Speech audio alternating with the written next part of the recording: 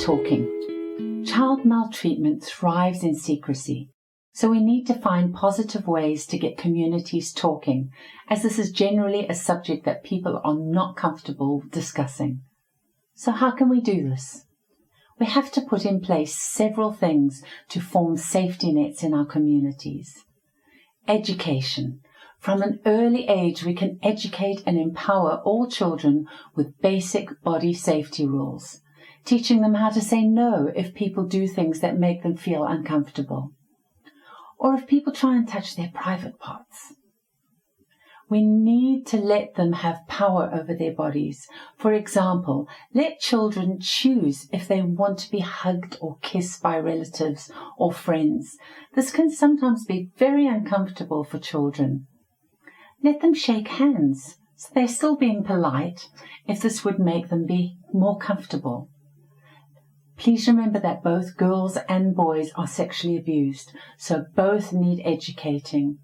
Children need to know body boundaries, and I'll go into more detail about this and how to approach children in a positive, non-threatening way when we do the full My Body is My Body program. It is so important to have these conversations with children so that they know what is appropriate and what is inappropriate behavior. Secondly, we need to develop a supportive environment for children.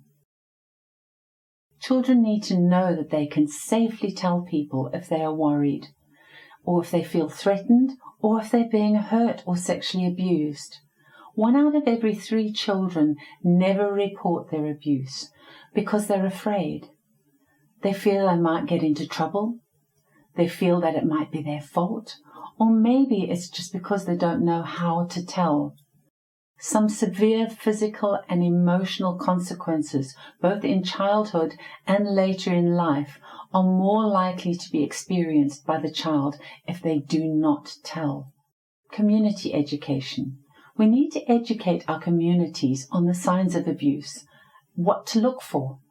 People need to know how to ask questions if they suspect abuse, how to listen to children, how to react if a child discloses abuse, and how to report the abuse. There is no use teaching a child to tell somebody if they're being abused if there's nobody that'll listen, or if people do not know how to help them. This can be just as damaging as the initial abuse to a child. So let's talk about abuse, get communities talking about it, whilst the subject hides in shadows, covered with lies and disbelief. We will never be able to help the children in our communities. Just opening the lines of communication about this subject helps so many people. Remember that there are many abused adults in each community as well that have never spoken about their abuse. This will be helpful to them as well.